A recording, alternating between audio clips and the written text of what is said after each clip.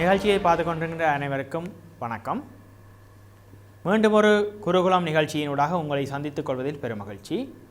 கணினியின் அறிமுகம் introduction to கம்ப்யூட்டரினுடைய பகுதி 4 பற்றி இன்று பார்க்க இருக்கின்றோம். இந்த பகுதி 4 தேர்ச்சி 2 நவீன கணினிகளின் செயற்திறனை ஒப்பிட்டு விவரிப்பதற்கு கணித்தல் சாதனங்களின் வளர்ச்சியை ஆராய்வர் என்ற பகுதியினூடாக தேர்ச்சி மட்டம் 2.3 ஒன் நியூமன் கட்டமைப்பை ஆராய்வர் எக்ஸ்ப்ளோர்ஸ் த ஒன் நியூமன்ஸ் ஆர்கிடெக்சர் என்பதனூடாக நாங்கள் தேர்ச்சி மட்டம் 3 பார்க்க இருக்கின்றோம். இந்த தேர்ச்சி மட்டம் 3 கற்றல் பேறுகளாக உங்களுக்கு ஏற்கனவே தெரியும் மாணவர்களை, நீங்கள் கற்றல் பேறுகளை அறிந்திருத்தல் அவசியமாகின்றது. இந்த கற்றல் பேறுகளாக தேக்கிய செய்நிரல் எண்ணக்கருவை விளக்குவர், அதாவது ஸ்டோர் ப்ரோக்ராம் கன்செப்ட் என்பதை பற்றிய விளக்கத்தை பெற்றிருத்தல் அவசியமாக கருதப்படுகின்றது. அடுத்ததாக ஒன் நியூமன் கட்டமைப்பின் பிரதான கூறுகளை பெயரிடுவர். ஒன் நியூமன் கட்டமைப்பிலே காணப்படுகின்ற கம்போனன்ட்ஸ், அதாவது பிரதான கூறுகளை பற்றிய பூரண விளக்கத்தை நீங்கள் அறிந்திருத்தல் அவசியமாகின்றது. அடுத்ததாக தருவிப்பு நிறைவேற்று சுழற்சியை விவரிப்பர், அதாவது ஃபெச் எக்ஸிக்யூஷன் சைக்கிள் என்று சொல்லப்படுகின்ற தருவிப்பு சுழற்சி இனை நீங்கள் பற்றிய அறிவினை, பூர்ண அறிவினை இந்த நிகழ்ச்சியின் இறுதியிலே பெற்றிருத்தல் அவசியமாக கொள்ளப்படுகின்றது. அடுத்ததாக எண்கணித மற்றும் தர்க்க அலகு, அதாவது அரித்மெட்டிக் அண்ட் லாஜிக்கல் யூனிட் என்று சொல்லப்படுகின்ற எண்கணித மற்றும் தர்க்க அலகு, கட்டுப்பாட்டு அலகு கண்ட்ரோல் யூனிட் என்று சொல்லப்படுவது, பதிவகம் ரெஜிஸ்டர்ஸ் போன்றவற்றினுடைய தரவு மற்றும் கட்டுப்பாட்டு பாட்டு என்பவற்றின் செயற்பாடுகளை சுருக்கமாக விவரிப்பர். ஸோ இவற்றினுடைய அளவினை நீங்கள் அறிந்திருத்தல் அவசியமாக கொள்ளப்படுகின்றது. அடுத்ததாக ஒன் நியூமன் கட்டமைப்பினை வரைந்து அதன் கூறுகளை பெயரிடுவர். உங்களுக்கு ஒன் நியூமனுடைய கட்டமைப்பை நீங்களாகவே வரைவதற்கும் அதனுடைய கூறுகளை கம்போனன்ட்ஸை நீங்கள் ஆகவே பதிவிடுவதற்கும் ஏதுவாக இந்த நிகழ்ச்சி அமைய இருக்கின்றது. அது மாத்திரமல்லாமல் பல்கரு செயல்முறை வழியாக்கல்களின் தேவையை விவரிப்பர். பல்கரு செயல்முறை வழியாக்கல்களின் தேவையை விவரிப்பர், அதாவது மல்டிகோ ப்ரொசஸர்ஸ் என்பதை பற்றின பூரண விளக்கத்தை நீங்கள் விவரிப்பதற்கு போதுமான பூரண விளக்கத்தை பெற்றிருத்தல் அவசியமாக இங்கே கருதப்படுகின்றது. நாங்கள் இனி பாடப்பரப்பிற்குள் செல்லலாம். இந்த பாடப்பரப்பிலே முதலாவதாக ஒன் நியூமனுடைய கட்டமைப்பு. ஒன் நியூமனுடைய கட்டமைப்பு என்றால் என்ன? ஒன் நியூமன் என்பவர் யார் என்று பார்த்தோமாக இருந்தால், நாங்கள் இந்த நிகழ்ச்சியினுடைய இந்த பாடத்திட்டத்தினுடைய, அதாவது தேர்ச்சி 2 முதலாவது பாடத்திலே நாங்கள் பார்த்திருந்தோம். இந்த கணினியானது எப்படியாக வரையறுக்கப்பட்டது, கணினியினுடைய வரலாற்றை பற்றி பார்த்திருந்தோம். அந்த கணினியினுடைய வரலாற்றிலே உங்களுக்கு தெரியும், கணினியினுடைய தந்தை என்று சொல்லப்படுபவர் சார்ல்ஸ் பாபேஜ். அந்த சார்ல்ஸ் பாபேஜ் வாழ்ந்த காலப்பகுதிக்கு சற்று பின்னரான காலப்பகுதியில் வாழ்ந்த ஒன் நியூமன் என்பவர் தான் இந்த தேக்கச் சாதனங்களை, அதாவது தேக்கச் சாதனங்கள் அல்லது நாங்கள் நினைவகங்கள் என்று கூறப்படுகின்ற இந்த சாதனங்களை அமைப்பதற்காக முறையை, கட்டமைப்பை வரையறுத்தவர் ஒன் நியூமன் என்பவர். இந்த ஒன் நியூமனுடைய கட்டமைப்பு 2017ஆம் ஆண்டிலே வந்த பல்தேர்வு வினாவிலே கேட்கப்பட்ட ஒரு கேள்வி. முதலாவதாக கணினியினுடைய சேமிப்பு கட்டமைப்பை உருவாக்கியவர் யார் என்ற வினா கேட்கப்பட்டது. அதற்கான பதிலாக ஒன் நியூமன், அதாவது இந்த சேமிப்பு சாதனங்களுடைய கட்டமைப்பை நிறுவியவர் ஒன் நியூமனாக காணப்படுகின்றார். இந்த ஒன் நியூமனுடைய கட்டமைப்பை பற்றித்தான் நாங்கள் இப்பொழுது பார்க்க இருக்கின்றோம். ஒன் நியூமன் கட்டமைப்பு வடிவமைப்பானது கட்டுப்பாட்டு அலகு, எண்கணித மற்றும் தர்க்க அலகு அரித்மெட்டிக் அண்ட் லாஜிக்கல் யூனிட், நினைவக அலகு, பதிவகங்கள் மற்றும் உள்ளீடு வெளியீட்டு இடைமுகங்களை கொண்டுள்ளது. இந்த கட்டமைப்பானது இவ்வாறாக சில கம்போனன்ட்ஸ், கூறுகளை கொண்டதாக காணப்படுகின்றது. அந்த கூறுகளை பற்றிய விரிவான விளக்கத்தை பார்க்கலாம். அதற்கு முன்னர் ஒன் நியூமனின் கட்டமைப்பு சேமிக்கப்பட்ட செய்நிரல் கணனி எண்ணக்கருவை அடிப்படையாக கொண்டது. அங்கு அறிவுறுத்தல்கள், தரவுகள் மற்றும் செய்நிரல் தரவுகள் ஒரே நினைவகத்தில் சேமிக்கப்படுகின்றன. ஆகவே இந்த ஒன் நியூமனுடைய கட்டமைப்பை பார்த்தீர்களாக இருந்தால் மீளவும் இதை படிக்கின்ற மாணவர்களை கவனமாக கவனித்துக் கொள்ளுங்கள். ஒன் நியூமன் கட்டமைப்பு சேமிக்கப்பட்ட செய்நிரல் கணனி எண்ணக்கருவை அடிப்படையாக கொண்டது. அங்கு அறிவுறுத்தல்கள், தரவுகள் மற்றும் செய்நிரல் தரவுகள் ஒரே நினைவகத்தில் சேமிக்கப்படுகின்றன. இங்கே ஒரே நினைவகத்தில் சேமிக்கப்படுகின்றன. இந்த ஒன் நியூமனுடைய கட்டமைப்பில் ஒரே நினைவகத்தில் சேமிக்கப்படுகின்றன. அவற்றை பற்றின விளக்கத்தை தான் பார்க்க இருக்கின்றோம். இதுதான் அந்த ஒன் நியூமனுடைய கட்டமைப்பு. ஒரே செய்நிரலில், அதாவது இங்கே ஒரு குறிப்பிடப்பட்ட விரிவான சிபியுவிற்குரிய அமைப்பு கொடுக்கப்பட்டிருக்கின்றது. இந்த அமைப்பிலே சென்ட்ரல் ப்ராசஸிங் யூனிட்டினுடைய அமைப்பிலே பார்த்தீர்களாக இருந்தால் 3 அலகுகள் காணப்படுகின்றன. கண்ட்ரோல் யூனிட் கட்டுப்பாட்டு அலகு, அரித்மெட்டிக் அண்ட் லாஜிக்கல் யூனிட் எண்கணித மற்றும் தர்க்க அலகு, ரெஜிஸ்டர்ஸ் என்று சொல்லப்படுகின்ற பதிவிகள். இந்த 3 அலகுகளையும் உள்ளடக்கியதாக ஒரு CPU ஆனது காணப்படுகின்றது. கணனியினுடைய கட்டமைப்பினுள்ளே இந்த மெமரி யூனிட் என்கின்ற நினைவக அலகு காணப்படுகின்றது. இந்த கணனியினுடைய கட்டமைப்புக்கு தேவையான உள்ளீட்டு சாதனங்கள் பொருத்தப்பட்டிருக்கும். அதேபோல தேவையான வெளியீட்டு சாதனங்கள் இணைக்கப்பட்டிருக்கும். இவ்வாறு இணைக்கப்பட்ட உள்ளீட்டு சாதனங்களும் வெளியீட்டு சாதனங்களும் இந்த கணனியினுடைய கட்டமைப்பினூடாக இங்கே ஒவ்வொரு செயல்களை செய்வதற்காக செயற்படுகின்றன. இதைத்தான் ஒன் நியூமன் நிறுவியிருக்கின்றார். இந்த ஒன் நியூமனுடைய கட்டமைப்பின் அடிப்படையிலே தற்காலத்தில் ஒரு கணனியிலே பயன்படுத்துகின்ற இந்த கட்டமைப்பை சற்று விரிவாக பார்த்தோமாக இருந்தால், அதாவது அதனுடைய மெமரியை நாங்கள் 2ஆக வகைப்படுத்தி இன்னும் சற்று விரிவாக பார்த்தோமாக இருந்தால், இங்கே இன்புட் டிவைசஸ் என்று சொல்லப்படுகின்ற உள்ளீட்டு கருவிகளும் வெளியீட்டு கருவிகள் என்று சொல்லப்படுகின்ற அவுட்புட் டிவைசஸும் நேரடியாகவே பிரதான நினைவகம் என்று சொல்லப்படுகின்ற மெயின் மெமரிக்கு இணைக்கப்பட்டிருக்கின்றன. இங்கே பிரதான நினைவகம் என்பது ரேண்டம் ஆக்சஸ் மெமரியாக காணப்படுகின்றது. அந்த ரேண்டம் ஆக்சஸ் மெமரி தான் அதற்குரிய தரவுகளை பெற்று இங்கே கணனிக்கு அனுப்புகின்றது, அதாவது சிபியுவுக்கு அனுப்புகின்றது. சிபியுவினில் காணப்படுகின்ற அந்த கூறுகள் கட்டுப்பாட்டு அலகு, அரித்மெட்டிக் அண்ட் லாஜிக்கல் யூனிட் என்று சொல்லப்படுகின்ற எண்கணித தர்க்க அலகு மற்றும் பதிவிகள் காணப்படுகின்றன. இங்கே 2ஆம் தர நினைவகமானது தேவையான பொழுது பிரதான நினைவகத்தின் ஊடாக அணுகப்படுகின்றது. மீண்டும் ஒருமுறை பார்த்தீர்களாக இருந்தால் இந்த சிவப்பு நிறத்திலான கோட்டினால் காட்டப்பட்டிருக்கின்றவைகள் தரவு பரிமாற்றத்தை குறிக்கின்றன. இந்த தரவு பரிமாற்றமானது உள்ளீட்டு கருவியிலிருந்து ஒரு தரவினை நீங்கள் உள்ளிடுகின்ற பொழுது அந்த உள்ளிடுகின்ற தரவானது பிரதான நினைவகத்திற்கு வரும். பிரதான நினைவகத்திலிருந்து அதனை பதிவிகள் ஏற்றுக்கொள்ளும். பதிவிகளிலிருந்து ஏதாவது கால்குலேஷன், அதாவது எண்கணித செயற்பாடுகள் செய்ய வேண்டிய தேவை ஏற்படுகின்ற பொழுது அந்த எண்கணித செயற்பாடுகள் இந்த அரித்மெட்டிக் அண்ட் லாஜிக்கல் யூனிட்டின் ஊடாக செய்யப்பட்டு மீண்டும் பதிவிகளில் சேமிக்கப்பட்டு பதிவிகளின் ஊடாக பிரதான நினைவகத்துக்கு கொடுக்கப்படும்.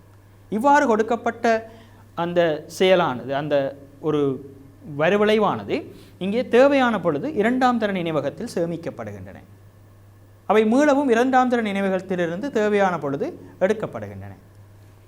இவ்வாறு எடுக்கப்பட்டு தேவையான வரிவிளைவானது வெளியீட்டு கருவிகள் ஒன்றின் மூலம் கொடுக்கப்படுகின்றது. இந்த உள்ளீட்டு கருவிகள் வெளியீட்டு கருவிகள் என்பன பற்றிய விவரங்களை நாங்கள் இந்த பகுதி 1 ஏற்கனவே பார்த்திருக்கின்றோம், மிகவும் விரிவாக பார்த்திருக்கின்றோம். அந்த நிகழ்ச்சியை நீங்கள் பார்க்க தவறி இருந்தால் நீங்கள் வேறு, அதாவது யூடியூப் சேனல் NI என்கின்ற யூடியூப் பக்கத்தினூடாக சென்று இந்த குறித்த பகுதியை நீங்கள் பார்த்து கொள்ள முடியும். அதே வேளையில் நாங்கள் இங்கே இவ்வாறாக அமைக்கப்பட்டிருக்கின்ற இந்த ஒரு தரவானது எவ்வாறாக உள்ளீட்டு கருவிகளினூடாக வந்து எவ்வாறாக இவை ஒரு செயலை செய்த பின்னர் வெளியீட்டு கருவிகளில் வரிவிளைவாக பெறப்படுகிறது என்பதை பார்த்தோம். அதே வேளையிலே இங்கே கட்டுப்பாட்டு அலகிலிருந்து ஒரு கருப்பு நிற ஒரு வரியானது எல்லா அமைப்புகளுக்கும் செல்கின்றது. இங்கே கட்டுப்பாட்டு அலகிலிருந்து செல்கின்ற இந்த பகுதியானது கட்டுப்பாட்டு அலகானது உள்ளீட்டு கருவிகளை கட்டுப்படுத்துகின்றது. அதே போல் கட்டுப்பாட்டு அலகானது வெளியீட்டு கருவிகளை கட்டுப்படுத்துகின்றது. கட்டுப்பாட்டு அலகு ஒரு தர்க்க அல்லது எண்கணித தர்க்க அலகினை கட்டுப்படுத்துகின்றது, அரித்மெட்டிக் அண்ட் லாஜிக்கல் யூனிட்டை கட்டுப்படுத்துகின்றது. கட்டுப்பாட்டு அலகு பதிவிகளையும் கட்டுப்படுத்துகின்றது. அதே கட்டுப்பாட்டு அலகு இங்கே பிரதான நினைவகத்தையும் 2ஆம் தர நினைவகத்தையும் கட்டுப்பாட்டில் வைத்திருக்கின்றது. இவ்வாறாகத்தான் ஒரு CPU ஆனது தனது வேலையை திறம்பட செய்து கொண்டிருக்கின்றது. அதாவது இந்த வகையிலான இந்த எண்ணக்கருவானது மிகவும் நேர்த்தியாக உங்களுக்கு அறிந்திருத்தல் அவசியமாகின்றது. ஆகவே இந்த பாடத்தின் இறுதியில் நீங்கள் இவ்வாறாக ஒரு அமைப்பினை வரைந்து அதிலிருந்து நீங்கள் குறிக்கப்பட்ட கம்போனன்ட்ஸ் கூறுகளை நீங்கள் அடையாளப்படுத்தி காட்டக்கூடிய ஒரு அறிவினை பெற்றிருத்தல் இங்கே அவசியமாகின்றது. அதாவது நீங்களாகவே இந்த கூறுகளை இனங்கண்டு பதியக்கூடியதாக இருக்க வேண்டும். இன்னும் ஒரு விடயத்தை இங்கே சொல்ல வேண்டியிருக்கிறது மாணவர்களே, இவற்றை நீங்கள் பதிகின்ற பொழுது இங்கே தலைகீழான உருவமாக காட்டப்பட்டிருந்தாலும் கூட இவைகள் மேலேயும் இந்த நினைவகங்களாக காணப்படுகின்ற பிரதான நினைவகம், இரண்டாம் தர நினைவகங்கள் கீழே குறிக்கப்பட்டதாகவும் காட்டப்பட முடியும். ஆனால் மிகவும் கவனமாக இந்த உள்ளீட்டு கருவிகளிலிருந்து செல்கின்ற தரவானது நேரடியாக பிரதான நினைவகத்துக்கும் நினைவகத்திலிருந்து வெளியீட்டு கருவிகளுக்கும் இங்கே செல்வது காட்டப்படல் அவசியமாகின்றது. அடுத்ததாக நாங்கள் ஸ்டோர்ட் ப்ரோக்ராம் கன்செப்ட் என்று சொல்லப்படுகின்ற சேமிக்கப்பட்ட செய்நிரலின் எண்ணக்கரு என்றால் என்ன என்று பார்க்கலாம். இந்த சேமிக்கப்பட்ட செய்நிரலின் எண்ணக்கருவாக அறிவுறுத்தல்கள் செயற்படும் தரவுகளுடன் செய்நிரல் கட்டளைகளை நினைவகத்தில் சேமிக்கும் திறன் கொண்டது. இவைதான் இங்கே சேமிக்கப்பட்ட செய்நிரல்களின் எண்ணக்கருவாக காணப்படுகின்றது. கணனி நினைவகத்தில் உள்ள கட்டளைகளை சேமித்து வைப்பது பலவிதமான பணிகளை வரிசையாக அல்லது இடைவிடாமல் செய்ய உதவுகின்றது. அதாவது நாங்கள் ஒரு கணனியை இயக்குகின்ற பொழுது அந்த கணனி இயங்குவதற்கு தேவையான தரவுகளை சேமித்து வைத்திருந்தால் அந்த கணனியை இயக்குவதற்கு அவை செயற்படுகின்றன. அதாவது பலவிதமான பணிகளை வரிசையாக அல்லது இடைவிடாமல் செய்வதற்கு உதவுகின்றது. இது மிகவும் முக்கியமானது. இடைவிடாமல் செய்வதாக இருந்தால் அது மிக விரைவாக செய்வதற்கு சமமானது. ஒரு கணனி விரைவாக இயங்குவதற்கு இடைவெளி இல்லாமல், வித்தவுட் பிரேக், இடைவெளி இல்லாமல் அது இயங்குவதற்கு தேவையான ஒரு வழிமுறையை இந்த ஸ்டோர் ப்ரோக்ராம் கன்செப்டானது பயன்படுகின்றது. அடுத்ததாக அவற்றினுடைய கூறுகளை நாங்கள் தனித்தனியாக பார்க்கலாம். மத்திய செயற்பாட்டு அலகு என்று சொல்லப்படுகின்ற சென்ட்ரல் ப்ராசஸிங் யூனிட். இந்த சென்ட்ரல் ப்ராசஸிங் யூனிட் மிக முக்கியமான ஒரு கூறாக காணப்படுகின்றது. இந்த கூறிலே ஏற்கனவே குறிப்பிட்டது போல காணப்படுகின்ற control unit, arithmetic and logical unit, registers போன்றவை பிரதான கூறுகளாக காணப்படுகின்றன. கணனி நிரலின் கட்டளைகளை செயற்படுத்துவதற்கான பொறுப்பை இந்த மத்திய செயற்பாட்டு அலகு செய்கின்றது. இந்த மத்திய செயற்பாட்டு அலகானது, அதாவது CPU ஆனது இங்கே நுண் செயலி அல்லது செயலி என்று குறிப்பிடப்படுகின்றது. அதாவது மைக்ரோ ப்ரொசஸர் அல்லது ப்ரொசஸர் என்று குறிப்பிடப்படுகின்றது. அது மாத்திரமல்லாமல் இதன் உள்ளடங்களாக ஏற்கனவே குறித்தது போல ALU, CU மற்றும் பல வகையான நினைவக பதிவகங்களை கொண்டுள்ளது. இந்த CPU ஆனது கொண்டிருக்கின்ற கூறுகளின் பிரதான கூறாக அரித்மெட்டிக் அண்ட் லாஜிக்கல் யூனிட், எண்கணித மற்றும் தர்க்க அலகு, அதனை பற்றிய விரிவான விளக்கத்தை பார்க்கலாம். எண்கணித, அதாவது கூட்டல் மற்றும் கழித்தல் போன்றவைகள், மற்றும் தர்க்க அண்ட், ஓர், நாட் போன்றவைகளின் செயற்பாடுகளை மேற்கொள்ள இவை அனுமதிக்கின்றது. இங்கே உங்களுக்கு தெரியும், ஒரு கணித செயற்பாட்டை செய்வதற்கு தேவையான இலக்கங்கள் காணப்படுகின்றன. அந்த இலக்கங்களுக்கு இடையில் இந்த எண்கணித முறையிலான குறியீடுகளை ப்ளஸ் ஓ மைனஸை போடுகின்ற பொழுது அவற்றினுடைய எண்கணித செயற்பாடானது அங்கே நடைபெறுகின்றது. இந்த எண்கணித செயற்பாடு நடைபெறுவதற்கு நாங்கள் ஒரு பகுதி, அதாவது நாங்கள் எங்களுடைய மனித மூளையிலே கூட ஒரு பகுதியானது எண்கணித செயற்பாடுகளை செய்வதற்காக ஒரு சிறிய ஞாபகத்தில் வைத்துக்கொள்ள வேண்டிய ஒரு பகுதியாக காணப்படுகின்றது. உதாரணமாக உங்களுடைய ஆசிரியர் உங்களை 5ம் 10ஐயும் கூட்ட சொல்கிறார் என்று சொன்னால் 5ஓடு 10ஐ கூட்டி 15 என்பதை நீங்கள் ஞாபகத்தில் வைத்துக் கொள்கின்றீர்கள் உங்களுடைய ஆசிரியருக்கு அந்த பதிலை சொல்லும் வரையில். இந்த 15ஆன இலக்கமானது உங்களுக்கு ஒரு வாரத்தின் பின்னோ ஒரு மாதத்தின் பின்னோ ஞாபகம் இருக்க வேண்டிய அவசியம் இல்லை. அதாவது தற்போதைய அந்த பதிவினை நீங்கள் உங்களுடைய மூளையிலே வைத்துக்கொள்வதைப் போலவே இங்கேயும் இந்த கணனியானது அரித்மெட்டிக் அண்ட் லாஜிக்கல் யூனிட்டினூடாக செய்கின்ற இந்த எண்கணித செயற்பாட்டினை ஒரு பதிவிக்கு அனுப்புகின்றது. அது மாத்திரமல்லாமல் இவை எண்கணித செயற்பாடுகளை மாத்திரமல்லாமல் சில தர்க்க செயற்பாடுகளையும் செய்கின்றது. இந்த தர்க்க செயற்பாடுகளானது 2 இலக்கங்களை ஒப்பிட்டு பார்ப்பதற்கு பயன்படுகின்றது. அதாவது 5 என்கின்ற ஒரு இலக்கம், 5 என்கின்ற ஒரு இலக்கம், இன்னும் ஒரு பகுதியிலே 10 என்கின்ற ஒரு இலக்கம் இருந்தால் இந்த 10 ஆனது 5ஐ விட பெரிதாக இருக்கின்றதா அல்லது சிறிதாக இருக்கின்றதா என்பதை ஒப்பிட்டு பார்த்து அதனுடைய வரிவிளைவாக பூலியன் என்று சொல்லப்படுகின்ற பூலியன் முறையில், அதாவது ட்ரூ ஓ ஃபால்ஸ், சரி அல்லது தவறு என்று சொல்லப்படுகின்ற முறையிலே கொடுப்பதற்காக இந்த தர்க்க அலகானது பயன்படுத்தப்படுகின்றது. அதாவது அண்ட், ஓர், நாட் என்கின்ற இந்த தர்க்க அலகுகள் இங்கே ஆபரேட்டர்ஸாக பயன்படுத்தப்படுகின்றன. அடுத்ததாக கண்ட்ரோல் யூனிட் என்று சொல்லப்படுகின்ற கட்டுப்பாட்டு அலகு. ஏற்கனவே நாங்கள் வரைபடத்தில் பார்த்ததன் அடிப்படையில் கண்ட்ரோல் யூனிட்டானது சகல விதமான கூறுகளையும் கண்ட்ரோல் அதாவது கட்டுப்படுத்துகின்றது. உள்ளீட்டு கருவிகளாக இருக்கலாம், வெளியீட்டு கருவிகளாக இருக்கலாம், ஏனைய சிபியுவினுடைய பாகங்கள் கூறுகளாக இருக்கலாம், நினைவகங்களாக இருக்கலாம், எல்லாவற்றையும் கட்டுப்படுத்துகின்ற பிரதான அலகாக இது காணப்படுகின்றது. இதனை நாங்கள் பார்த்தோமாக இருந்தால் கணினியின் அரித்மெட்டிக்கல் லாஜிக்கல் யூனிட் நினைவகம் மற்றும் உள்ளீட்டு வெளியீட்டு சாதனங்களின் செயற்பாட்டை சமிக்ஞை மூலம் கட்டுப்படுத்துகின்றது. அதாவது சிக்னல் மூலம் இதை கட்டுப்படுத்துகின்றது. இது நினைவக அலகிலிருந்து வாசித்த செய்நிரலின் கட்டளைகளுக்கு எவ்வாறு பதிலளிக்க வேண்டும் என்பதை கூறுகின்றது. Telling them how to respond to the program instruction it has just read and interpreted from the memory unit. அதாவது இது நினைவக அலகிலிருந்து வாசித்த செய்நிரலின் கட்டளைகளுக்கு எவ்வாறு பதிலளிக்க வேண்டும் என்பதை கூறுகின்றது. அடுத்ததாக மெமரி ரெஜிஸ்டர்ஸ், நினைவு பதிவகம். இங்கே பல்வேறுபட்ட பதிவகங்கள் காணப்படுகின்றன. அவற்றை பற்றின விரிவான விளக்கங்களை சற்று பார்க்கலாம். அதற்கு முதல் பதிவகங்கள் சிபியுவில் காணப்படும் அதிவேக சேமிப்பு பகுதிகளாகும். எல்லா தரவும் செயலாக்கப்படுவதற்கு முன்பு பதிவகம் ஒன்றில் சேமிக்கப்பட வேண்டும். நான் ஏற்கனவே கூறியது போல உங்களுடைய ஆசிரியர் சொல்கின்ற இலக்கங்கள் உங்களுடைய மூளையின் ஒரு பகுதியில் சேமிக்கப்பட்டு மீண்டும் ஒரு இலக்கம் கூறுவார்களாக இருந்தால் அந்த இலக்கமும் சேமிக்கப்பட்டு அதனுடைய கூட்டல், அதை கூட்ட வேண்டுமாக இருந்தால் 5ஐயும் 10ஐயும் கூட்டி 15 என்று உங்களுக்கு பதில் சொல்ல வேண்டுமாக இருந்தால் அதில் வருகின்ற அந்த கூட்டி வருகின்ற பதிலையும் நீங்கள் ஒரு இடத்தில் சேமித்து வைத்துத்தான் அதை சொல்ல முடியும். அதே போல தான் இந்த சிபியுவிலும் உள்ள பதிவகங்கள் இங்கே செயற்படுகின்றன. இந்த பதிவுகளை பற்றித்தான் நாங்கள் இன்று பார்க்கலாம். இந்த பதிவுகளை பார்க்கின்ற பொழுது அந்த பகுதியில் அந்த முதலாவது நிரலிலே குறிப்பிடப்பட்ட MAR, MBR, ACC, PC, CIR என்பவை அதனுடைய சுருக்கங்களாக காணப்படுகின்றன. அடுத்ததாக எம்ஏஆர் என்று சொல்லப்படுகின்ற மெமரி அட்ரஸ் ரெஜிஸ்டர், நினைவக முகவரி பதிவி. இவை அணுக வேண்டிய தரவின் நினைவக இருப்பிடத்தை வைத்திருக்கின்றது. அதாவது holds the memory location of the data needs to be access. எந்த ஒரு பதிவை அணுக வேண்டுமோ அந்த அணுக வேண்டிய பகுதிக்குரிய அந்த அட்ரஸை வைத்துக் கொள்கின்றது.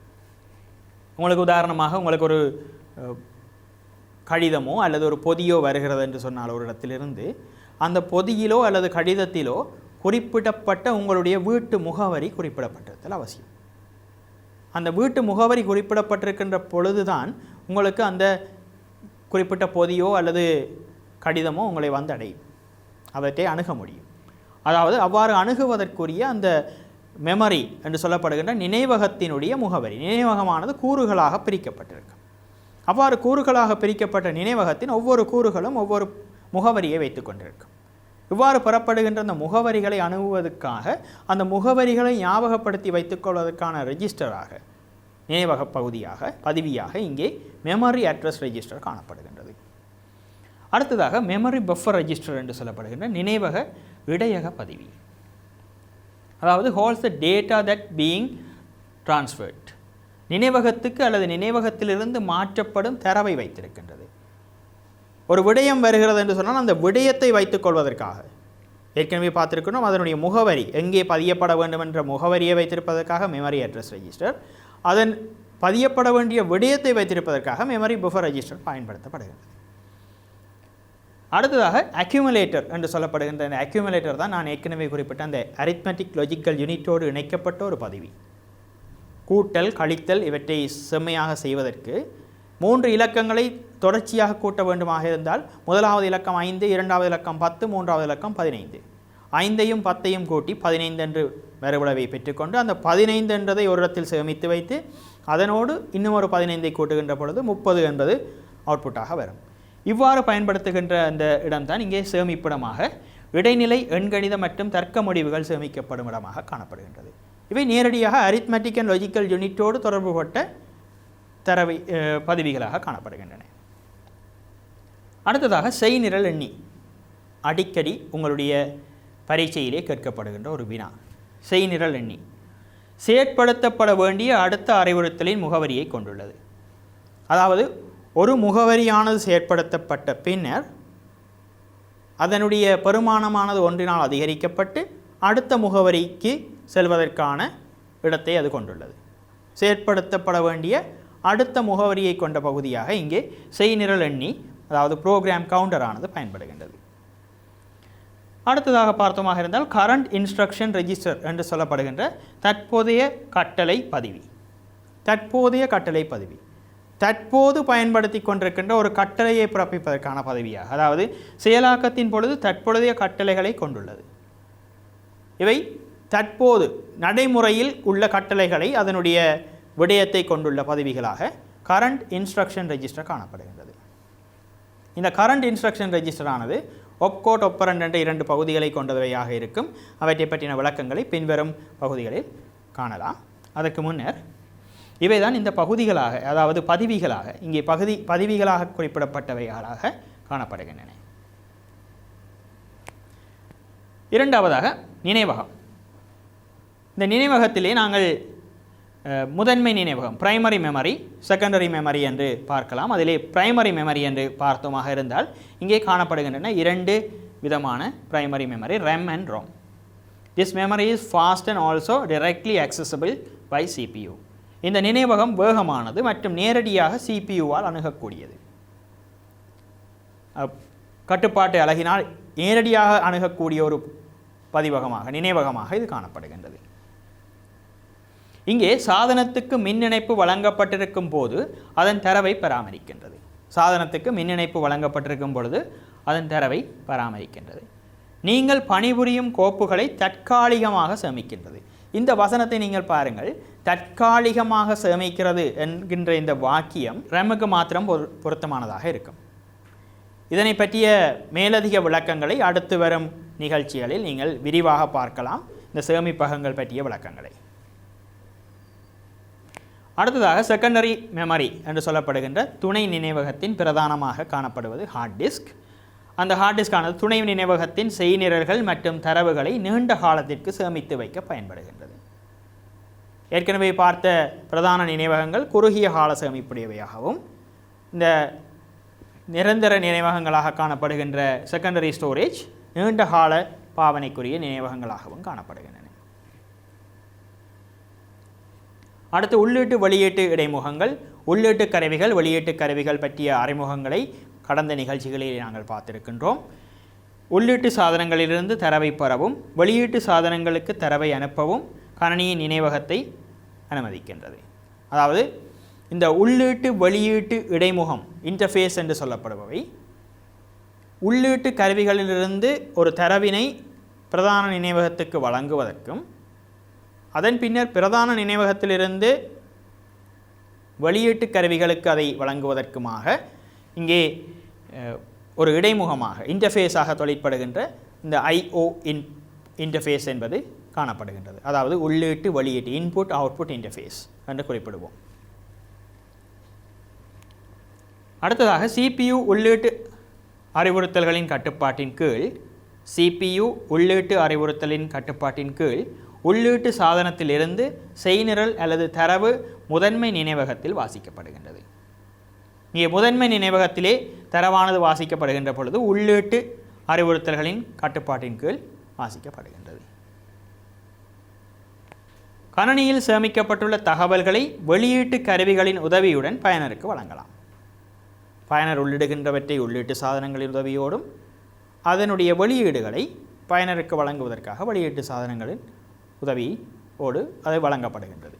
இங்கே பிரதானமான உள்ளீட்டு சாதனங்களாக மவுஸ், கீபோர்ட் என்று சொல்லப்படுகின்ற விசைப்பலகை மற்றும் சுட்டி பயன்படுத்தப்படுகின்றது. பிரதான வெளியீட்டு சாதனங்களாக திரை, அதாவது ஸ்க்ரீன் என்று சொல்லப்படுகின்ற திரை மற்றும் பிரிண்டர் என்று சொல்லப்படுகின்ற பிரிண்டர் போன்ற சாதனங்கள் பயன்படுத்தப்படுகின்றன. அடுத்ததாக நாங்கள் இன்னும் ஒரு முக்கியமான பகுதிக்குள் வருகின்றோம். இது தருவிப்பு இயக்க சுழற்சி என்று சொல்லப்படுகின்ற ஃபெட்ச் எக்ஸிக்யூஷன் சைக்கிள். இந்த ஃபெட்ச் எக்ஸிக்யூஷன் சைக்கிள் என்கின்ற இந்த பகுதியை நீங்கள் அறிந்திருத்தல் மிக அவசியமாகின்றது. அதாவது தருவிப்பு இயக்க சுழற்சி என்பது கணினியின் அடிப்படை செயற்பாட்டு சுழற்சியாகும். இது கணினியினுடைய மிக அடிப்படையான ஒரு செயற்பாட்டு சுழற்சி. உங்களுக்கு எப்படி ஒரு தரவானது உள்ளெடுக்கப்பட்டு அவை மீள் சுழற்சியினூடாக எக்ஸிக்யூட் செய்யப்பட்டு அது திரும்பவும் ஒரு தகவலாக வருகிறது என்பதை காண்பதற்கான ஒரு பகுதியாக இது அமைகின்றது.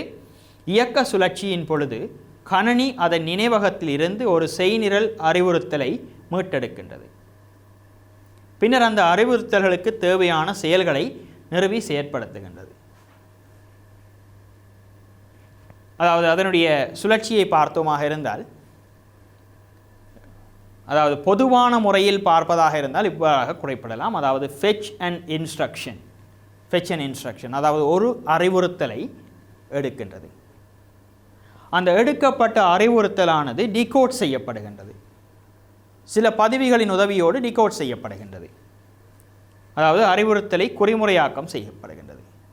இவ்வாறு குறிமுறையாக்கப்பட்ட அந்த இன்ஸ்ட்ரக்ஷனானது, அறிவுறுத்தலானது மீண்டும் எக்ஸிக்யூட் செய்யப்படுகின்றது, வெளியிடப்படுகின்றது. இவ்வாறு வெளியிடப்படுகின்ற அறிவுறுத்தல் மீண்டும் ஒரு அறிவுறுத்தலாக அங்கே காணப்படுகின்றது. அதனை டீகோட் செய்கின்றது, மீண்டும் எக்ஸிக்யூட் செய்கின்றது. இவ்வாறாக இந்த சுழற்சியானது இடம்பெறும். இந்த சுழற்சியினுடைய பூரண விளக்கத்தை நாங்கள் இப்பொழுது பார்க்கலாம். இதிலே பார்த்தீர்களாக இருந்தால் ஒரு குறிப்பிடப்பட்ட வரைபடம் தரப்பட்டிருக்கின்றது. இதிலே இங்கே குறிப்பிடப்பட்ட இலக்கம் 16 பிட்களை கொண்ட ஒரு இலக்கம் குறிப்பிடப்பட்டிருக்கின்றது. இந்த 16 பிட்களை கொண்ட இலக்கத்தில் இறுதியில் 1 என்று முடிவடைகின்றது. இந்த 1 என்பது இரும எண்களின் அடிப்படையில், அதாவது துவித எண்களின் அடிப்படையில் 1 என்பது 3ற்குரிய இலக்கமாகும். 3 என்பதை குறிக்கின்றது. இதிலே அந்த 1 என்கின்ற இலக்கமானது இங்கே இந்த ரெஜிஸ்டருக்கு கொடுக்கப்படுகின்றது. அவர்தான் MAR, நாங்கள் ஏற்கனவே பார்த்த மெமரி அட்ரஸ் ரெஜிஸ்டர் என்று சொல்லப்படுகின்ற முகவரிகளை வைத்திருக்கின்ற அந்த ரெஜிஸ்டர். இந்த முகவரிகளை வைத்திருக்கின்ற இந்த ரெஜிஸ்டர் இங்கே அந்த ப்ரோக்ராம் கவுண்டர் என்று சொல்லப்படுகின்ற ப்ரோக்ராம் கவுண்டரிலிருந்து பெறப்பட்ட அந்த தரவை இங்கே வைத்திருக்கின்றது. இவ்வாறு ப்ரோக்ராம் கவுண்டர் இந்த தரவை இங்கே மெமரி அட்ரஸ் ரெஜிஸ்டருக்கு கொடுத்தவுடன் அதனுடைய பெருமானம் 1 அதிகரித்து இப்பொழுது 100 4 வந்திருக்கின்றது. 100 வந்திருக்கின்றது. இதனுடைய பெருமாதி 4. ஏற்கனவே மெமரி அட்ரஸ் ரெஜிஸ்டருக்கு 3 என்கின்ற தகவலை கொடுத்தது 3வது முகவரி. இப்பொழுது அதனுடைய முகவரியினுடைய அளவானது 1 அதிகரிக்கப்பட்டு 4 வந்திருக்கின்றது. ஆகவே அடுத்த முகவரியை வைத்திருக்கின்ற ஒரு இடமாகத்தான் இந்த ப்ரோக்ராம் கவுண்டர் காணப்படுகின்றது. முகவரிகளை கொண்டு செல்கின்ற ஒரு பதிவியாக இந்த மெமரி அட்ரஸ் ரெஜிஸ்டர் காணப்படுகின்றது. இந்த மெமரி அட்ரஸ் ரெஜிஸ்டரில் இங்கே 3 என்று பதியப்பட்டிருக்கின்றது. ஆகவே அட்ரஸ் பஸ்ஸின் ஊடாக அந்த தகவலானது மெயின் மெமரிக்கு, பிரதான நினைவகத்துக்கு அனுப்பப்பட்டு அந்த பிரதான நினைவகத்திலே 3வது பகுதியிலே உள்ள பெருமானத்தை அது எடுக்க இருக்கின்றது. அந்த பிரதான நினைவகத்தினுடைய 3வது கூறிலே, பிரதான நினைவகத்தினுடைய பதவிகள் 0 ஆரம்பித்திருக்கும். ஆனாலும் இலகுவாக்குவதற்காக நான் இவ்வாறு குறிப்பிடப்பட்டிருக்கின்றன 1 2 3 4 5 என்று. இந்த பிரதான நினைவகமானது பல கூறுகளை கொண்டதாக இருக்கும். அதிலே 3 என்கின்ற பகுதியில் குறிப்பிடப்பட்டிருக்கின்ற இலக்கம் இதுவாக காணப்படுகிறது. இதுதான் அந்த விடயம். அந்த விடயத்தை இங்கே எடுப்பதற்காக டேட்டா பஸ் பயன்படுத்தப்படுகின்றது. கவனமாக கவனியுங்கள். இங்கே மெமரி அட்ரஸ் ரெஜிஸ்டர் ஒரு முகவரியை காவுகின்ற பதிவியாகவும், அந்த முகவரி காவி பதிவியானது அட்ரஸ் பஸ்ஸின் ஊடாக மெயின் மெமரிக்கு கொடுக்கப்படுகின்றது. மெயின் மெமரியிலே அந்த 3 என்று குறிப்பிடப்பட்ட இடத்திலிருந்து டேட்டா பஸ்ஸின் ஊடாக இந்த இலக்கமானது மெமரி பஃபர் ரெஜிஸ்டர் என்று சொல்லப்படுகின்ற MBRக்கு கொடுக்கப்படுகின்றது. இங்கே MBR பெறப்பட்டிருக்கின்ற இதே விளைவை இங்கே பெற்றிருக்கின்றது. 0101, அதன் பின்னர் 4 பூஜ்ஜியங்கள், 4 தடவை பூஜ்ஜியங்கள், 0110 என்கின்ற விடயத்தை எடுத்திருக்கின்றது. இங்கே காட்டப்படுவது போல் கரண்ட் இன்ஸ்ட்ரக்ஷன் ரெஜிஸ்டர் என்று ஏற்கனவே குறிப்பிடப்பட்டிருந்தேன்.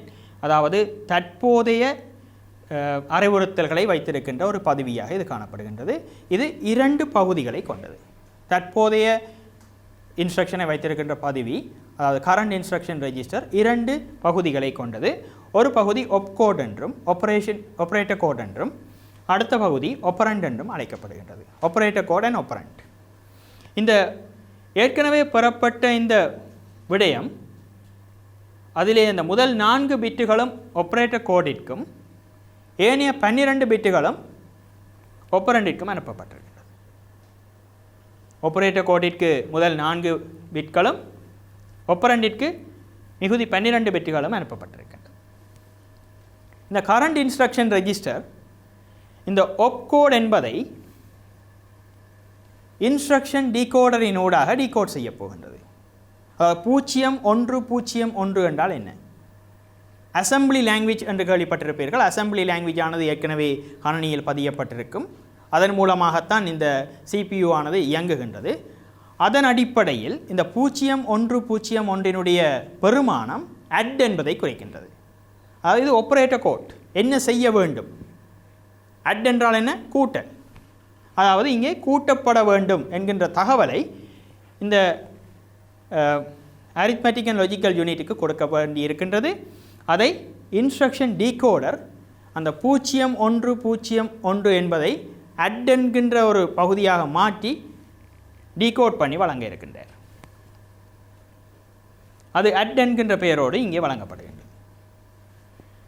இவ்வாறு வழங்கப்படுகின்ற பொழுது இங்கே பார்த்தீர்களாக இருந்தால் இங்கே 00 அதாவது அரித்மெட்டிக் அண்ட் லாஜிக்கல் யூனிட் இது. இங்கே 4 பூஜ்ஜியங்கள் மீண்டும் 4 பூஜ்ஜியம் மீண்டும் 4 பூஜ்ஜியம், அதாவது மொத்தமாக 12 பூஜ்ஜியங்கள் மீண்டும் 3 பூஜ்ஜியம், 15 பூஜ்ஜியங்களும் 1. இதனுடைய பதின்மை இலக்கம் உங்களுக்கு தெரிந்திருக்கும். டெசிமல் நம்பர் 1 டெசிமல் நம்பர் 1ஆக இருக்கும். இங்கே வைத்திருக்கின்ற இந்த பதிவியானது அக்யூமுலேட்டர். ஏற்கனவே பதிவிகள் பற்றி விரிவாக பார்த்திருக்கின்றோம். அந்த பதிவிகளில் இங்கே அக்யூமுலேட்டர் தான் இதனுடைய பெருமானத்தை வைத்திருக்கின்றார். இந்த அக்யூமுலேட்டர் வைத்திருக்கின்ற பெருமானம் 1. இங்கே உங்களுக்கு கிடைக்க இருக்கின்ற பெருமானம் 110 அதாவது 6. ஓகே, டெசிமல் நம்பரில் இதனுடைய பெருமானம் 6, இதனுடைய பெருமானம் 1. இந்த 6 என்கின்ற பெருமானம் அரித்மெட்டிக் அண்ட் லாஜிக்கல் யூனிட்டுக்கு வழங்கப்படுகின்ற பொழுது இந்த அரித்மெட்டிக்கல் லாஜிக்கல் யூனிட் ஆனது அக்யூமுலேட்டரில் இருந்து இந்த 1 என்கின்ற பெருமானத்தை எடுத்து வைத்துக் கொண்டிருக்கும். அவ்வாறாகவே இந்த அட் என்கின்ற இன்ஸ்ட்ரக்ஷன் இங்கே கொடுக்கப்பட்டிருக்கின்றது டீகோடர் மூலமாக. அதனூடாக ஆப்பரண்ட் என்று இங்கே பெறப்பட்ட இந்த பெருமானத்தோடு இதை சேர்த்து மீண்டும் கூட்டி, அதாவது அட் என்றால் கூட்டி 1 6 7 என்பதை கூட்டி மீண்டும் இந்த அக்யூமுலேட்டர் பதவிக்கு 7 என்கின்ற பெருமானத்தை கொடுக்கும். இவ்வாறாகத்தான் ஒரு சுழற்சி முறையிலே எண்கணித செயற்பாடுகள் நடைபெறுகின்றன. இவைதான் இதற்குரிய பூரண விளக்கமாக காணப்படுகின்றது. பூரண விளக்கம் ஒன்றினை நீங்கள் இந்த ஃபெச் எக்ஸிக்யூஷன் சைக்கிள் மூலம் பெற்றிருப்பீர்கள். அதாவது எவ்வாறு ப்ரோக்ராம் கவுண்டர் என்ற பதிவு வேலை செய்கின்றது, எவ்வாறு மெமரி அட்ரஸ் ரெஜிஸ்டர் வேலை செய்கின்றது, மெமரி பஃபர் ரெஜிஸ்டர் எவ்வாறு ஒரு பெருமானத்தை கொண்டிருக்கின்றது, அந்த பெருமானமானது தற்போதைய கரண்ட் இன்ஸ்ட்ரக்ஷன் ரெஜிஸ்டரினூடாக எவ்வாறு 2 வகைகளாக, அதாவது ஆப்பரேட்டராகவும் அதனுடைய பெருமானமாகவும் பிரிக்கப்பட்டு அந்த ஆப்பரேட்டரானது டீகோட் செய்யப்படுகின்றது. இதுதான் இங்கே சொல்லப்படுகின்ற ஃபெச் எக்ஸிக்யூஷன் சைக்கிள். அதாவது டீகோட் செய்யப்பட்டு அதன் பிறகு அந்த டீகோட் செய்யப்பட்ட பெருமானத்தோடு ஏற்கனவே அக்யூமுலேட்டரில் பதியப்பட்ட பெருமானத்தை கூட்டி மீண்டும் அக்யூமுலேட்டருக்கு அது அளிக்கின்றது. இவ்வாறு ஒரு வரிவளைவானது பெறப்படுகின்றது. இதை பற்றி பூர்ணமான விளக்கத்தை இப்பொழுது பெற்றிருப்பீர்கள். ஆனாலும் இங்கே ஒரு உங்களுடைய பரீட்சையிலே உங்களை கேட்கப்படுகின்ற பொழுது நீங்கள் இவ்வாறான ஒரு வரைபடத்தை வரைவது மிகவும் கடினமானதாக இருக்கும். அதாவது ஃபெச் எக்ஸிக்யூஷன் சைக்கிள் என்பதை சுருக்கமாக வரைந்து விளக்குக என்று சொன்னால் இவ்வாறு கொடுக்கப்படுவது மிகவும் கடினமானதாக இருக்கும். அதற்கு பதிலாக ஏற்கனவே 2011ஆம் ஆண்டிலே கேட்கப்பட்ட அமைப்பு கட்டுரை வினாவில் முதலாவது வினாவிலே வருகின்ற பி பகுதியிலே கேட்கப்பட்ட கேள்விதான் இந்த ஃபெச் எக்ஸிக்யூஷன் சைக்கிள் என்பதை சுருக்கமாக வரைந்து விளக்குக.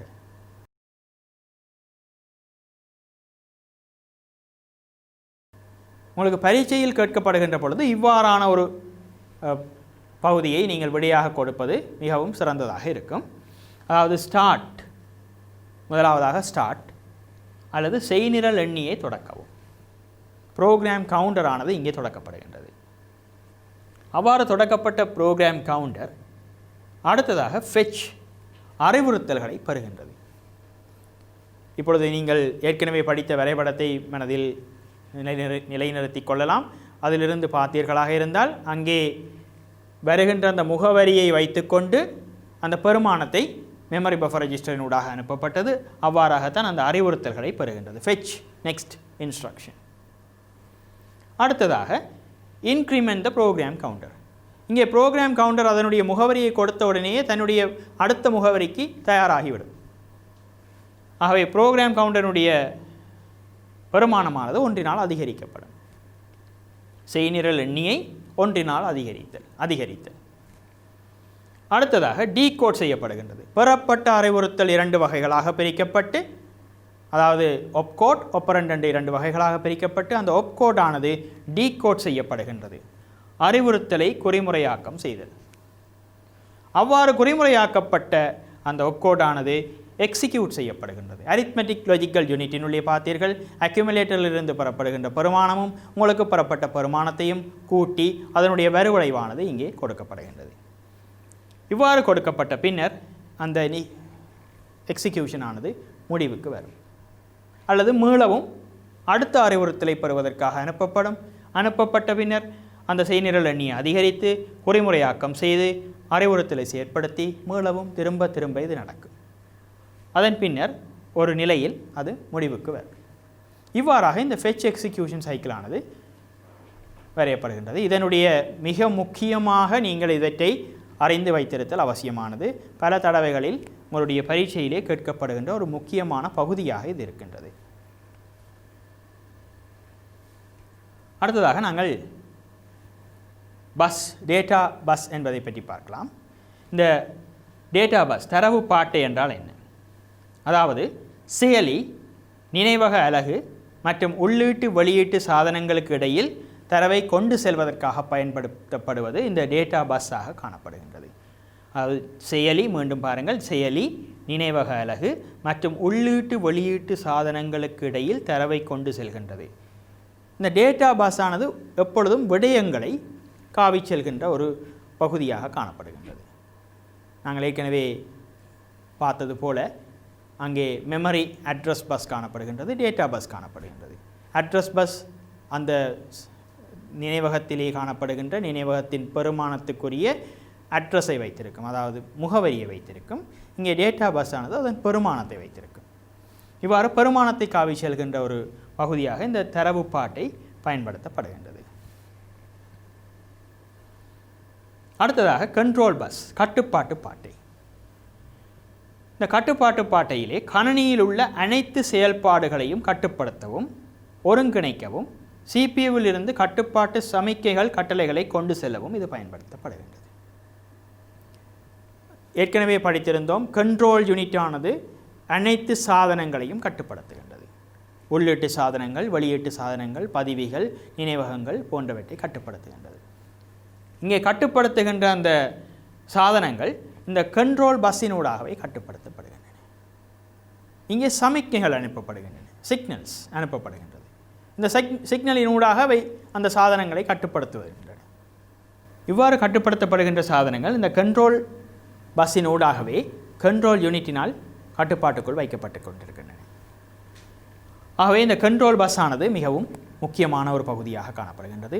ஏற்கனவே 3 விடயங்களை பற்றி பார்த்திருக்கின்றோம். அட்ரஸ் பஸ் ஏற்கனவே பார்த்தது, இதற்கு முன்னர் பார்த்தது டேட்டா பஸ் என்று சொல்லப்படுகின்ற தரவு பாட்டை, தற்பொழுது கட்டுப்பாட்டு பாட்டை. இவை 3ம் மிக முக்கியமானவைகளாக காணப்படுகின்றன. இங்கே இந்த விளக்கத்தை சரியாக பார்ப்போமாக இருந்தால், CPU சென்ட்ரல் ப்ராசஸிங் யூனிட் என்று சொல்லப்படுகின்ற கட்டுப்பாட்டு அலகினுள் காணப்படுகின்ற அதர் ரெஜிஸ்டர்ஸ், அந்த ரெஜிஸ்டர்ஸை பற்றிய பூர்ண விளக்கத்தை நாங்கள் கண்டிருக்கின்றோம். Memory address register, memory data register அல்லது பஃபர் ரெஜிஸ்டர் என்று சொல்லப்படுகின்றது, கண்ட்ரோல் யூனிட் மற்றும் அரித்மெட்டிக் அண்ட் லாஜிக்கல் யூனிட்.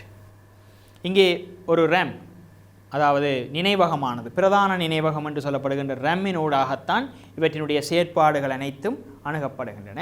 இவ்வாறு அணுகப்படுகின்ற பொழுது மெமரி அட்ரஸ் ரெஜிஸ்டர் அதனுடைய முகவரியை கொண்டு இந்த ரம்மின் ஊடாக செல்லும். இந்த ரம்மிலே குறிப்பிடப்பட்ட அந்த முகவரியில் காணப்படுகின்ற விடயத்தை சரியான முறையிலே எடுத்துக்கொண்டு இந்த மெமரி புஃபர் ரெஜிஸ்டர் அல்லது மெமரி டேட்டா ரெஜிஸ்டர் என்று சொல்லப்படுகின்ற இந்த ரெஜிஸ்டரின் ஊடாக அனுப்பும். அங்கிருந்து மீளவும் ரேமுக்கு தேவையான விடயங்களை அந்த மெமரி டேட்டா ரெஜிஸ்டரானது கொடுக்கும். அதாவது உள்ளீடாகவும் வெளியீடாகவும் கொடுக்கக்கூடிய ஒரு பாட்டையாக தரவு பாட்டை அமைகின்றது. டேட்டா பஸ் ஆனது தொழிற்படுகின்றது, அதனூடாக தொழிற்படுகின்றது. அதே போல் கண்ட்ரோல் பஸ் என்று சொல்லப்படுகின்ற, நாங்கள் ஏற்கனவே சற்று முன்னர் பார்த்த விடயம், கண்ட்ரோல் பஸ் என்று சொல்லப்படுகின்றது. எல்லா விதமான சாதனங்களையும் கட்டுப்படுத்துவதோடு இங்கே ரேமில் குறிப்பிடப்பட்ட மெமரியில் குறிப்பிடப்பட்ட விடயங்களையும் கட்டுப்பாட்டுக்குள் வைத்துக்கொள்கின்றது. ஆகவே இந்த கட்டுப்பாட்டுக்குள் வைத்துக்கொள்கின்ற இந்த செயல்முறையானது, ஒரு குறிப்பிட்ட கண்ட்ரோல் யூனிட்டானது சகல சாதனங்களையும் கட்டுப்பாட்டுக்குள் வைத்துக்கொள்கின்ற செயல்முறையானது மிகவும் முக்கியமான ஒரு செயல்முறையாக காணப்படுகின்றது. இந்த கட்டுப்பாட்டு செயல்முறை சரியாக பின்பற்றப்படாவிட்டால் உங்களுக்கு தெளிவான ஒரு விளைவை, உள்ளீட்டின் ஊடாக ஒரு செயற்பாடு நடைபெற்று அந்த செயற்பாட்டின் ஊடான ஒரு சரியான விளைவை பெறுவது மிகவும் கடினமானதாக இருக்கும். ஆகவேதான் இங்கே இவற்றை கட்டுப்படுத்துவதோடு கிளாக் பசில்ஸ் என்று சொல்லப்படுகின்ற இந்த சிபியூவினுடைய கிளாக் டைம், அதாவது நேர முறைகளை, கடிகார நேர முறையை இங்கே அதையும் கட்டுப்படுத்தும் ஒரு பகுதியாக இந்த கண்ட்ரோல் யூனிட் காணப்படுகின்றது. இங்கே மற்ற பல ரெஜிஸ்டர்களினுடைய வேலையாக இவற்றை அணுகுவதற்கான வேலையாக காணப்படுகின்றது. மீண்டும் ஒரு முறை அட்ரஸ் பஸ் பற்றி விரிவாக பார்க்கலாம். இந்த அட்ரஸ் பஸ் ஆனது, அதாவது ஒரு முகவரியை கொண்டு செல்கின்ற இந்த பகுதியானது, ஒரு ரேம், உதாரணமாக ஒரு ரேம் என்று எடுத்துவமாக இருந்தால் ஒரு ரேம் 4 GB அளவில் இருப்பதாக எடுத்துக்கொள்ளலாம். அந்த 4 GB அளவிலாக இருக்கின்ற இந்த ரேம் ஆனது மிகவும் சிறிய சிறிய பகுதிகளாக, துண்டங்களாக இங்கே பிரிக்கப்பட்டிருக்கும். ஒவ்வொரு துண்டங்களுக்கும் ஒவ்வொரு முகவரிகள் காணப்படும். அதாவது இந்த ரேமில் காணப்படுகின்ற இந்த 4 GB ரேம், ஏற்கனவே சொன்னது போல் 4 GB ரேம் ஒன்று காணப்படுமாக இருந்தால் ஒவ்வொரு துண்டங்களும் 1 மெகாபைட் அளவினுடையதாக காணப்படுகின்ற பொழுது 1 மெகாபைட் அளவிலை கொண்ட 4000 துண்டங்கள் சராசரி, அதாவது ஏறத்தாழ 4000 துண்டங்களாக காணப்படுகின்ற இந்த ரேமாக காணப்படும். ஆகவே இந்த 4000 துண்டங்களையும் கொண்டு வைத்திருப்பதற்காக இந்த அட்ரஸ் பஸ் ஆனது காணப்படுகிறது. ஆகவே இந்த அட்ரஸ் பஸ்ஸுக்கு 4000 அட்ரஸ் எங்களுக்கு தேவைப்படுகிறது. இந்த 4000 அட்ரஸையும் நாங்கள் வைத்திருப்பதற்காக அவை பைனரியிலே எழுதப்படுகின்றன, அதாவது துவித எண்களிலே எழுதப்படுகின்றன. துவித எண்களிலே எழுதப்படுவதற்காகத்தான் நாங்கள் ஏற்கனவே படித்த மாதிரி 8 பிட், 16 பிட், 32 பிட் போன்ற அந்த பிட் அடிப்படையிலான முகவரியின் அளவு காணப்படுகின்றது. 16 பிட் இடைவெளியில், அதாவது 16 பிட் அளவிலே இந்த முகவரிகள் குறிக்கப்படுகின்றன. 16 பிட் அளவிலே முகவரிகள் குறிக்கப்படுகின்ற பொழுது 2/16 அடுக்கு அளவிலான அட்ரஸ், அதாவது முகவரிகள் இங்கே கையாளப்படுகின்றன. ஆகவே தான் இந்த 4000 அல்லது அதற்கு மேற்பட்ட பல ஆயிரம் முகவரிகளை இலகுவாக அணுகக்கூடியதாக இருக்கு. இப்பொழுது மாணவர்கள் உங்களது மனதில் எழலாம், ஒரு முகவரியானது அணுகப்படுகின்ற பொழுது அந்த முகவரியில் எந்த ஒரு தரவும் இல்லை என்றால் எவ்வாறாக இந்த டேட்டா பஸ் ஆனது அந்த தரவை எடுத்துக்கொள்ளும்? முகவரியில் எந்த தரவும் இல்லை என்றால் இந்த டேட்டா பஸ்ஸினூடாக தரவு எதுவும் இங்கே செல்லாது. அதற்கு பதிலாக அந்த முகவரி இடைவெளி காணப்படுகின்ற பொழுது அந்த முகவரியிலேயே புதிய தரவு ஒன்று சேமிக்கப்படலாம். ஒரு தரவை சேமிப்பதற்கு ஒரு முகவரி மாத்திரமல்ல, சில வேளைகளில் ஒன்றுக்கு மேற்பட்ட முகவரிகளும் காணப்படலாம். உதாரணமாக நீங்கள் ஒரு சில இடங்களை பார்த்தீர்களாக இருந்தால், ஒரு குறிப்பிட்ட இடத்தில் பெரிய மாளிகை அளவிலான ஒரு வீடு காணப்படுமாக இருந்தால் அந்த வீட்டில் 2 இலக்கங்கள் இணைந்ததாக ஒரு வீடு காணப்படும், 2 முகவரிகள் இணைந்ததாக ஒரு வீடு காணப்படும். அதே போலத்தான் இங்கே சில பெரிய அளவிலான தரவு பரிமாற்றங்கள் இடம்பெறுகின்ற பொழுது அந்த பெரிய அளவிலான தரவு பரிமாற்றங்களை கொண்டு அதாவது மேலதிகமாக ஒன்றுக்கு மேற்பட்ட முகவரிகளை கொண்ட ஒரு தரவு பரிமாற்றம் இங்கே இடம்பெறலாம். அடுத்ததாக இந்த பல மைய செயலிகள், மல்டிகோ ப்ராசஸர்ஸ் பற்றிய விளக்கத்தை பார்க்கலாம். இந்த மல்டிகோ ப்ராசஸர்ஸ் என்று சொல்லப்படுபவை பல மைய செயலி என்பது 2 அல்லது அதற்கு மேற்பட்ட சிபியூக்களை கொண்ட ஒற்றை கணனி கூறு ஆகும். அவை உண்மையான செய்நிரல் அறிவுறுத்தல்களை வாசித்து செயற்படுத்துகின்றன. உங்களுக்கு தெரியும் 2 கோ 4 கோ 8 கோ 16 கோ என்று கேள்விப்பட்டிருப்பீர்கள். அதாவது ஒரு CPU ஒற்றை கூறு ஒரு CPUவாக இருக்கும். அதனின் உள்ளே பல கூறுகள் காணப்படும், பல CPU கூறுகள் காணப்படும். இவை பரலலாக அதாவது சமாந்தரமாக தமது வேலையை இலகுபடுத்திக் கொள்வதற்காக பயன்படுத்தப்படுகின்றன. தற்காலத்தில் காணப்படுகின்ற கணனிகள் பெரும்பாலானவை 90% அல்லது 100% என்று கூட கூறலாம். காரணம், இவை மிகவும் தற்காலத்தில் பயன்படுத்தப்படுகின்ற தற்போது நவீன கணனிகள் முழுவதுமே இந்த கூறுகள் பல மைய கூறுகளை கொண்டதாக மல்டிகோ ப்ரொசஸராக பயன்படுத்தப்படுகின்றன. இவ்வாறு பயன்படுத்தப்படுகின்ற இந்த மல்டிகோ ப்ரொசஸர்ஸ் தனிப்பட்ட செயலிகள் பல அறிவுறுத்தல்களை சமாந்தரமாக இயக்க முடியும். ஏற்கனவே குறிப்பிட்டது போல சமாந்தரமாக இயங்க முடியும். சில பல மைய செயலிகள் அதாவது சம் மல்டிகோ ப்ரொசஸர்ஸ் ஆக இங்கே குறிப்பிடப்பட்டிருக்கின்ற இன்டெல், AMD போன்றவை பயன்படுத்தப்படுகின்றன. இவற்றினுடைய பூரண விளக்கத்தை, இவற்றினுடைய வேறுபாடு, இவை எங்கே பயன்படுத்தப்படுகின்றன என்பதை பற்றி கடந்த நிகழ்ச்சியிலே நாங்கள் இதை பற்றி ஆலோசித்திருந்தோம். அதாவது இன்டெல், AMD என்பவை இன்டெல் என்பவை வெப்பவலய நாடுகளிலும், AMD போன்றவை குளிர்வலய நாடுகளிலும் பயன்படுத்தப்படுகின்ற ப்ரொசஸராக காணப்படுகின்றது. தற்காலத்தில் இவை உங்களுக்கு தெரியும் i3, i5, i7 என்று வருகின்ற இந்த கணனியினுடைய கூறுகளிலே i3, i5, i7 என்பவை வேறுபடுகின்ற காரணங்கள் இந்த கூறுகளாக, அதாவது மல்டிகோர் காரணமாகத்தான் இவை வேறுபடுகின்றன. 2 கூறுகளை கொண்டவைகளாக, 2 கோர் கொண்டவைகளாக, 4 கோர் கொண்டவைகளாக, 8 கோர் கொண்டவைகளாக இந்த கணனிகள் மாற்றப்படுகின்றன. அவற்றின் ஊடாக அவற்றினுடைய வேகமானது மிகவும் அதிகரிக்கின்றது. அதாவது 2 கோர் கணனி CPUவை நாங்கள் பயன்படுத்துகின்ற பொழுது அதனுடைய இரட்டிப்புத்தன்மையான வேகத்தை நாங்கள் உணரக்கூடியதாக இருக்கும். இவற்றினுடைய நன்மைகளை பார்க்கலாம். பல மைய செயலியின் தேவை மிக விரைவானது. விரைவானது என்பதை விட மிக விரைவானது என்று சொல்லலாம்.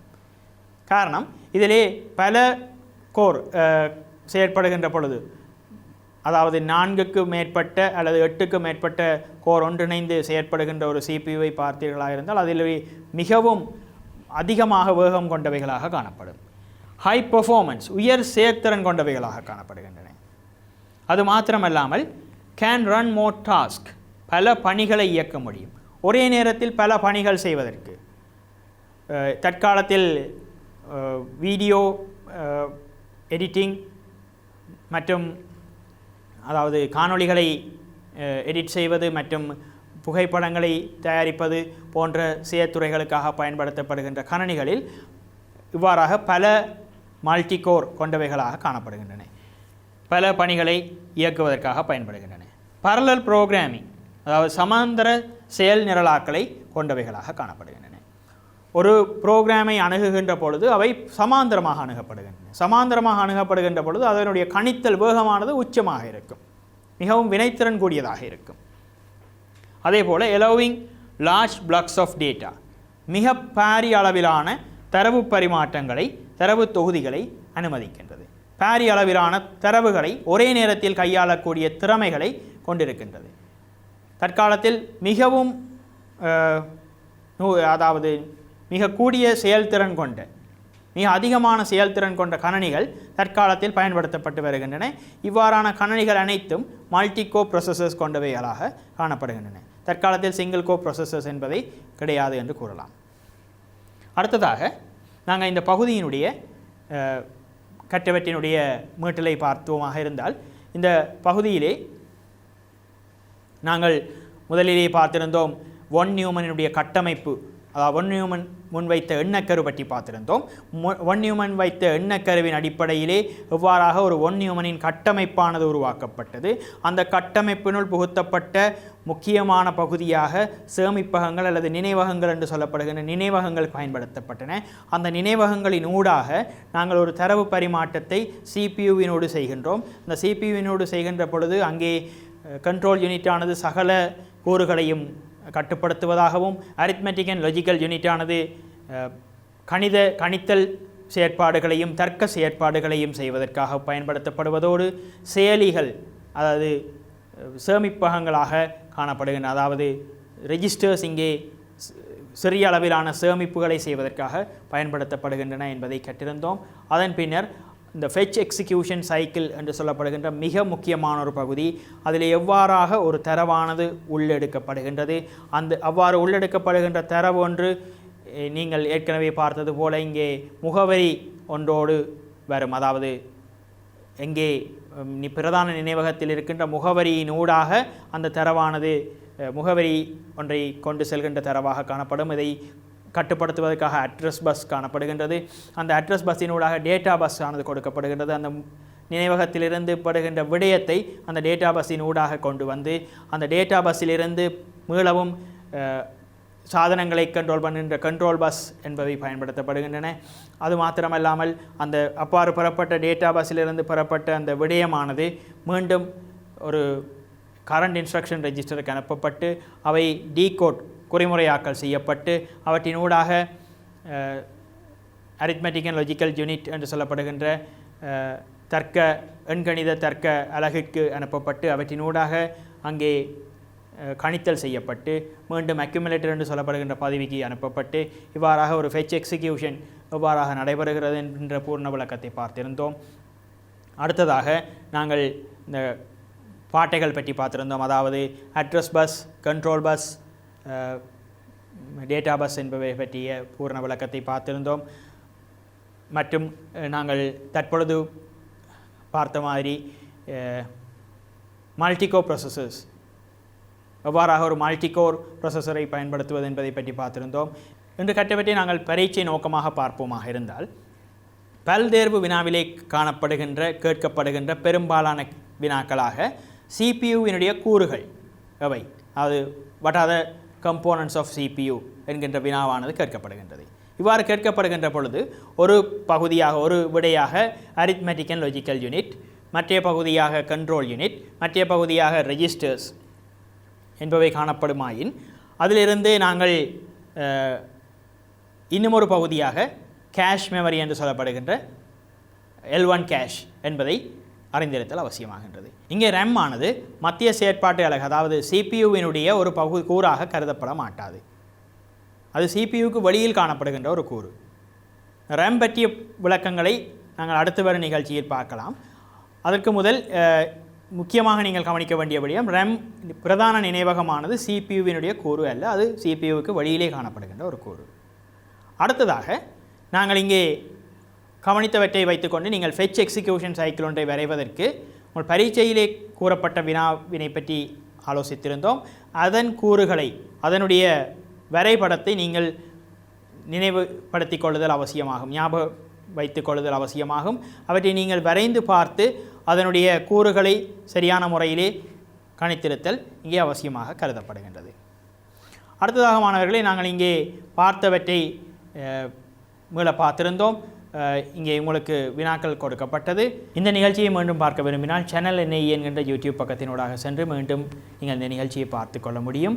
அதேபோல் உங்களுடைய சக நண்பர்கள் யாராவது இந்த நிகழ்ச்சியை பார்க்க தவறவிட்டிருந்தால் நீங்களும் அவர்களுக்கு இந்த நிகழ்ச்சியை பற்றி பரிந்துரைக்கலாம். அவர்களையும் யூடியூப் பக்கத்தினூடாக சென்று இந்த நிகழ்ச்சியை பார்ப்பதற்காக நீங்கள் கூறலாம். மீண்டும் மற்றொரு நிகழ்ச்சியில் சந்தித்து கொள்ளலாம். நன்றி, வணக்கம்.